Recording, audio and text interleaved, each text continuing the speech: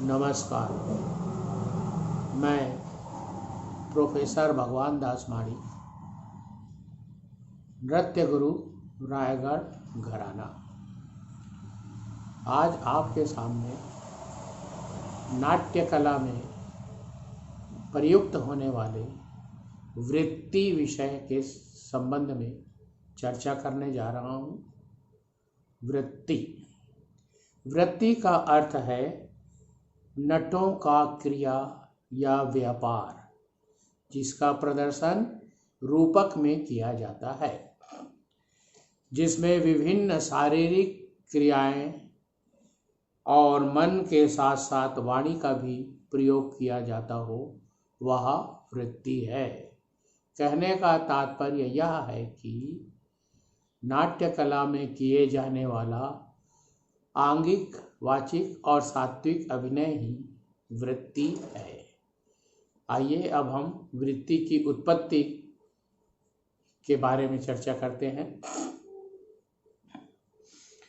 आचार्य भरत मुनि ने नाट्य शास्त्र के 22वें अध्याय में वृत्ति की उत्पत्ति का विस्तार पूर्वक से विवेचन किया है।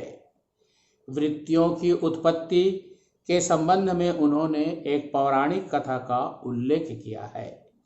इस कथा का उल्लेख वाल्मीकि रामायण के सप्तम कांड और मार्कंडेय पुराण में भी किया गया है। कथा प्रसंग कुछ इस प्रकार से है। जब भगवान विष्णु अपनी योग माया से संपूर्ण जाति एवं प्रजाजनों को आत्मसात कर शेष शैया पर समुद्र में सो रहे थे, तब मधु और कैटभ नामक 2 दैत्यों ने उन्हें युद्ध के लिए चुनौती दी, युद्ध के लिए उन्हें ललकारा और अनेकों प्रकार के निंदाजनक दुर्वचन शब्दों से उनका अपमान करने लगे। और इस प्रकार युद्ध की चुनौती देते हुए उन्होंने भगवान विष्णु से जंगा और बाहु युद्ध प्रारंभ कर दिया। इस युद्ध के दौरान वे निरंतर भगवान विष्णु का अनेकों प्रकार के कठोर वचनों से अपमान करते रहे, जिसे सुनकर ब्रह्मा जी अत्यंत दुखी हुए। उनका चित्त अशांत हो गया और उन्होंने विष्णु जी से कहा कि हे भगवान, अब तो इन दुष्टों का, इन दुष्ट राक्षसों का नाश कीजिए। तब विष्णु जी उठे और उन राक्षसों से युद्ध करने लगे। विष्णु जी द्वारा राक्षसों से युद्ध करने के दौरान इन वृत्तियों की उत्पत्ति हुई। पहला जो वृत्ति है वह भारती वृत्ति है। भारती। इस युद्ध में भगवान विष्णु के भूमि पर पैर रखने से, इस युद्ध में भगवान विष्णु के भूमि पर पैर रखने से पृथ्वी का भार अतिशय बढ़ गया, जिससे भारती वृत्ति की उत्पत्ति हुई। और युद्ध करते समय भगवान विष्णु ने अपने श्रृंग निर्मित धनुष की जब प्रत्यंचा चढ़ाई, तो उसके टंकार से, उस प्रत्यंचा की टंकार से सात्विकी वृत्ति की उत्पत्ति हुई। इसी प्रकार युद्ध करते समय जब भगवान विष्णु ने अपने बालों को लालित्यपूर्ण ढंग से समेटकर जब बांधा, तो उससे कैशिकी वृत्ति की उत्पत्ति हुई। और युद्ध के समय आवेश में शक्ति एवं अनेक चार्यों के साथ जब उन्होंने मधु कैटभ राक्षसों से युद्ध किया, तो उससे आर्भटी वृत्ति का निर्माण हुआ। इस प्रकार वृत्तियों का निर्माण भगवान विष्णु और मधु कैटभ द्वारा किए गए युद्ध में भगवान विष्णु के द्वारा इन वृत्तियों का निर्माण हुआ। नाट्य प्रदर्शन में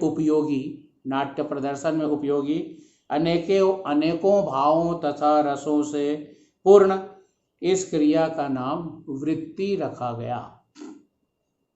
भगवान विष्णु ने मधुकैटभ को मारने के लिए जो जो कार्य किए, उन्हीं कार्यों के आधार पर इन वृत्तियों का सृजन ऋषि मुनियों ने किया। ये सभी वृत्तियां आंगिक, वाचिक आदि अभिनयों से और विभिन्न कार्यों से पूर्ण था। इस कारण पितामह ब्रह्मा ने भरत मुनि को नाट्य प्रदर्शन के लिए इसे प्रदान किया। इस प्रकार वृत्तियों को ग्रहण कर भरत ने नाट्य कला में इन वृत्तियों का प्रयोग किया। तो अब आइए देखते हैं हम वृत्तियों के लक्षण। इन वृत्तियों के लक्षण क्या हैं? सबसे पहले आइए भारतीय वृत्ति। भारतीय वृत्ति का लक्षण कुछ इस प्रकार से है। यह वृत्ति पुरुष पात्रों के योग्य होता है या पुरुष पात्रों द्वारा किया जाता है, जिसमें संवाद की प्रमुखता होती है। संवाद की इसमें प्रमुखता होती है, इस कारण इसे भारतीय वृत्ति कहते हैं। इसके 4 भेद हैं: प्ररोचना, आमुख, विथि और प्रहसन। भारतीय वृत्ति के 4 भेद हैं। पहला भेद प्ररोचना को हम देखते हैं। प्ररोचना अर्थात नाटक के प्रारंभ में, कोई भी नाटक के प्रारंभ में नाटक की प्रशंसा या महिमा गान करें, दर्शकों में नाटक के प्रति उत्सुकता जागृत करें, वह प्ररोचना कहलाता है। यह नाटक के पूर्व रंग में किया जाता है तथा इसमें विजय, विकास, मंगल, सिद्धि और पाप आदि धोने वाली जो क्रियाओं हैं या कथाओं हैं, उससे संपादित होता है या उस प्रकार के संवाद इसमें किए जाते हैं।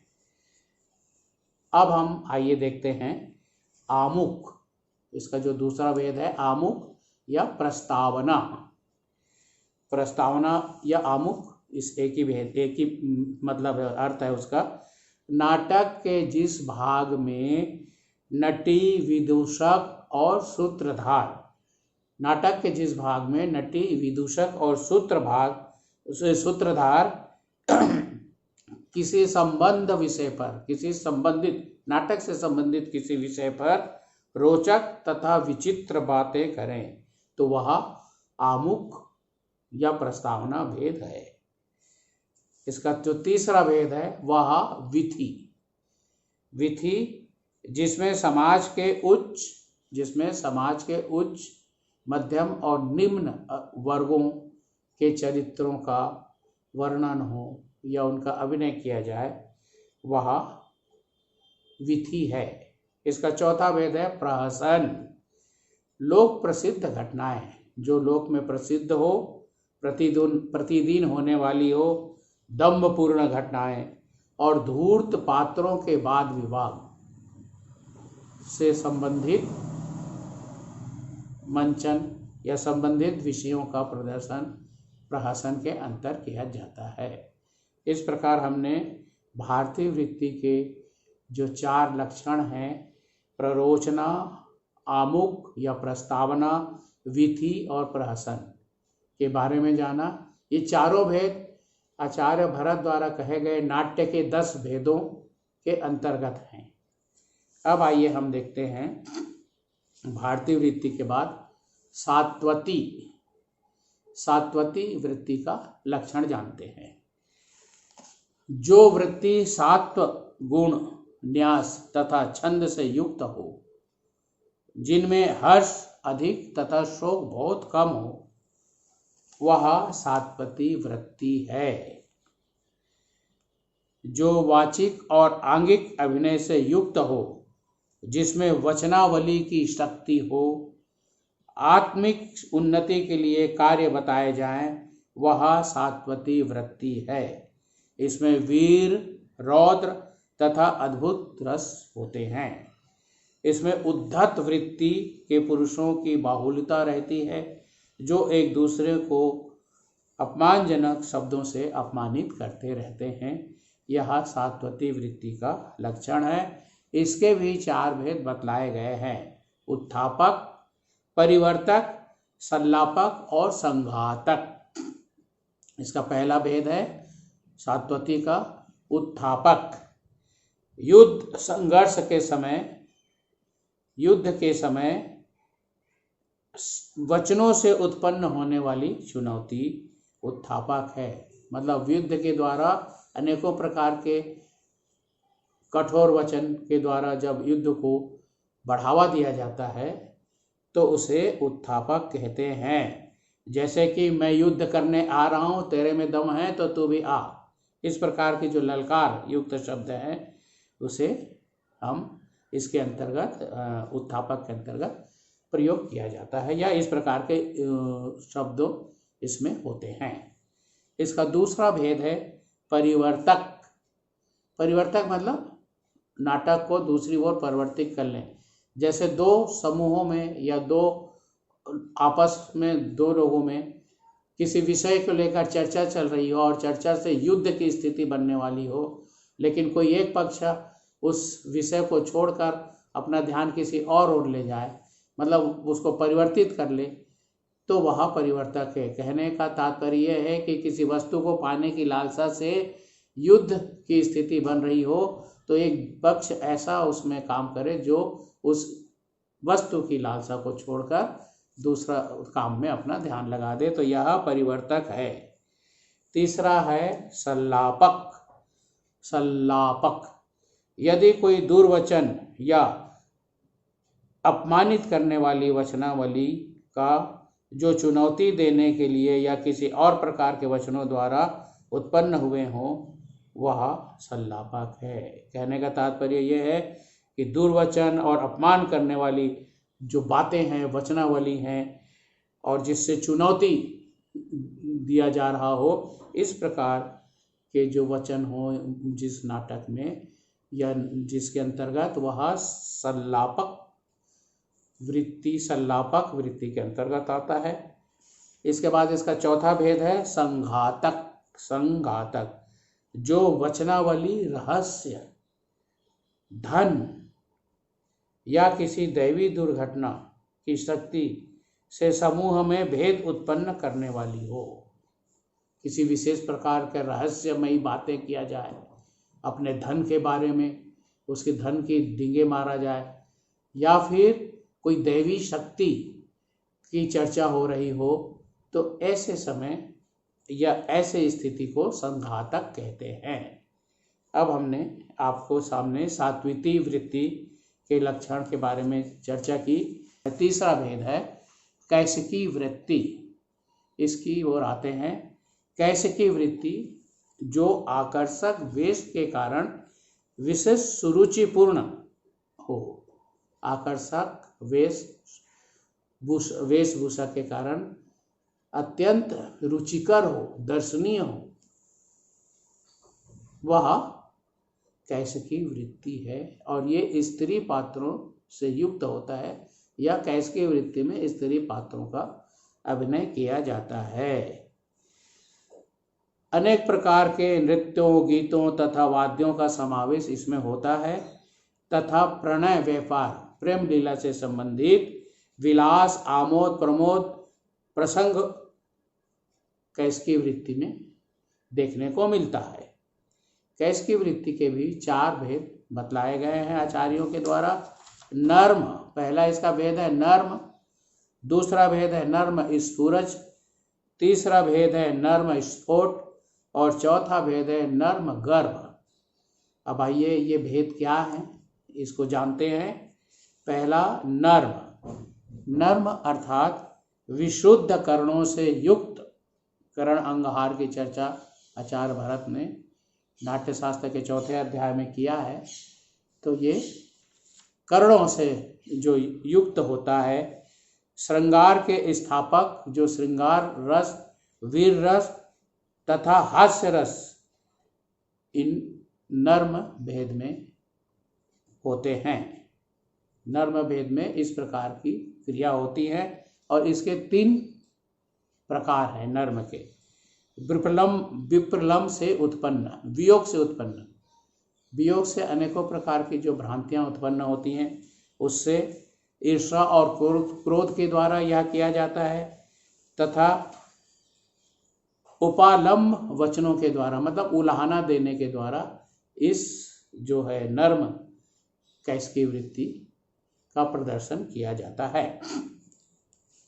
इसका दूसरा भेद है कैसकी वृत्ति का नर्म स्फूर्ज, जिसमें प्रेमियों के प्रथम मिलन के समय शब्द तथा वस्त्र आदि में प्रणय से संबंधित या प्रणय से संवर्धक हो। कहने का मतलब यह है कि इसमें प्रेमी प्रेमिका के मिलन, उनके रूप सौंदर्य और प्रणय लीला से संबंधित वार्तालाप हो, लेकिन इसका अंत बहुत ही भयावह या दुखदायी होता है, भयानक परिणाम होता है। इस प्रकार के जो दृश्य होते हैं वह नर्म स्फुरज के अंतर्गत आते हैं। इसका तीसरा भेद है कैसकी वृत्ति का नर्म स्फोट, जो अनेक विशेषताओं वाले विविध भावों के छोटे छोटे अंशों से युक्त हो। अनेकों प्रकार की विशेषताओं वाले या अनेकों भाव, बहुत सारे भाव इसमें दिखाए जाते हैं, पर छोटे छोटे, थोड़ा सा इधर से लिया, थोड़ा सा उधर से लिया, किसी भी भाव की पूर्णता जिसमें नहीं होती, और एक ही भाव तथा रस को, इसी प्रकार के भाव और रस को नर्म स्फोट कहते हैं। मतलब जिसमें कोई भी भाव पूरा किसी भाव का प्रदर्शन नहीं किया जाता, क्षणिक देर के लिए दिखाते हैं फिर दूसरी तरफ चले जाते हैं। ऐसे जो भावाभिनय है वह नर्म स्फोट है। इसका चौथा भेद है नर्म गर्भ। नर्म गर्भ, जब नायक अपने ज्ञान, शोभा, रूप, धन आदि गुणों के द्वारा कार्यवश विशेष रूप से प्रच्छन्न का मतलब ढका हुआ, छलपूर्वक, रहस्यपूर्ण, मतलब मीठी मीठी बातें करे, व्यवहार करे, तो उसे नर्म गर्भ कहते हैं। इस प्रकार कैसकी वृत्ति का लक्षण शास्त्रों में दिया गया है। अब जो चौथा वृत्ति है आर्भटी वृत्ति को हम जानते हैं या देखते हैं। आर्भटी वृत्ति में उद्धत पुरुषों के गुणों का अधिक समावेश होता है। उद्धत पुरुष मतलब उद्दंड टाइप के लोग जो हैं, अहंकारी, जैसे दुर्योधन, कंस, रावण आदि, इस प्रकार के नायकों का इसमें चरित्र चित्रण किया जाता है। इनके विविध संभाषण, शब्दों, कपट वचनों तथा दंभ और असत्य व्यवहारों से यह युक्त होता है। आर्भटी वृत्ति के लक्षण इसी प्रकार के होते हैं, जिसमें अनेकों प्रकार के अभिनय जो होते हैं, इसके नीचे गिरना, कूदना, उछलना, फांदना, माया जाल, जादू टोना, इस प्रकार के इसमें भावों की अभिव्यक्ति की जाती है आर्भटी वृत्ति में। इसके चार भेद बताया गया है। संक्षिप्तक, अवपातक, वस्तुस्थापना और संफेट। आइए देखते हैं संक्षिप्तक, जिसमें शब्दों की सार्थकता हो, कम बातों में अधिक से अधिक भाव की अभिव्यक्ति करना, वह शब्दों की सार्थकता होती है। और अनेक प्रकार के पलस्तर से विचित्र वेशों का निर्माण किया जाए, किंतु वस्तु के विषय में संक्षेप से युक्त हो। कहने का तात्पर्य यह है कि बहुत सारी बातें कहकर, बहुत सारी बातें न कहकर थोड़ी सी बातों में बहुत सारी बातें को कह देना, ये संक्षिप्तक के अंतर्गत आता है। मतलब संक्षिप्त में हम अपनी बातों को कहें और दर्शकों को वह पूरी तरह कथा वस्तु जो है वो संबंधित, हम जो भी बात कह रहे हैं उस विषय में पूरी जानकारी उनको मिल जाए। इसका दूसरा भेद है अवपातक, जिसमें भय या हर्ष से उत्पन्न होने वाली घटनाएं हों। भय और हर्ष के द्वारा जो घटनाएं उत्पन्न होती हैं, जिसमें दूर भागने और भ्रांति शंका में प्रवृत्त होने वाले अनेकों प्रकार के कथन हो, जिसमें पात्र शीघ्रतापूर्वक प्रवेश करे और शीघ्रतापूर्वक वापस भी चले जाए, इस प्रकार के जो अभिनय होते हैं उसे अवपातक कहते हैं। अवपात कहते हैं। तीसरा भेद है इसका वस्तुत्थापना। जिसमें भागने या न भागने की प्रवृत्ति हो। भागने और न भागने मतलब एकदम से चले जाना फिर लौट के आ जाना, या कभी सोचना कि मुझे चला जाना चाहिए या फिर वहीं पर रुक जाना, अर्थात भागने न भागने की प्रवृत्ति का आश्रय लेकर नाट्य का संबंध प्रस्तुत किया जाए। वहाँ पर रसों का संक्षेप में मिश्रण हो, वह वस्तुत्थापना है। अब आइए देखते हैं इसका चौथा भेद आर्भटी का संफेट, जिसमें उत्तेजना के कारण शीघ्रता से किए जाने वाले कार्य हो। कभी कभी आवेग में आदमी आके बहुत जल्दी शीघ्रतापूर्वक कोई भी काम को करता है। अनेकों युद्ध तथा बाहुयुद्ध हो, कपट तथा अंगों का चिरना फाड़ना, शस्त्रों के अतिशय प्रहार और प्रदर्शित किया जाए। कहने का मतलब ये है आदमी जब या नायक जब शीघ्रता में होता है, उत्तेजना में आ जाता है, तो वह इस प्रकार का कार्य करता है। युद्ध से संबंधित दृश्य जो है वो संफेट के अंतर्गत आते हैं। इस प्रकार हमने चारों प्रकार की वृत्तियों के निर्माण, उनके लक्षण के संबंध में आपको बतलाया। अब आचार्य भरत में इसमें वृत्तियों में रसों का जो संयोजना किया है उसका उल्लेख मैं करना चाहूँगा। वृत्तियों में रस श्रृंगार हास्य बहुला कैसकी परिचक्षिता। श्रृंगार हास्य बहुला कैसकी परिचक्षिता। सात्वती चापी विज्ञया वीर रौद्राभूताश्रया। भयानके च विभत्से रौद्रे चारभटी भवेत्। भारती चापी विज्ञया करुणाभूत संश्रया। इस प्रकार वृत्तियों में भरत ने रसों का विनियोजन किया है, अर्थात कैसकी वृत्ति जो है वह श्रृंगार हास्य रस से युक्त होता है। कैसकी वृत्ति में श्रृंगार और हास्य रस की प्रधानता होती है। सात्वती वृत्ति में वीर रौद्र और अद्भुत रस की प्रस्तुति किया जाता है। आर्भटी वृत्ति में भयानक विभत्स और रौद्र रस का प्रदर्शन होता है, तथा भारतीय वृत्ति में श्रृंगार और अद्भुत रस की प्रस्तुति की जाती है।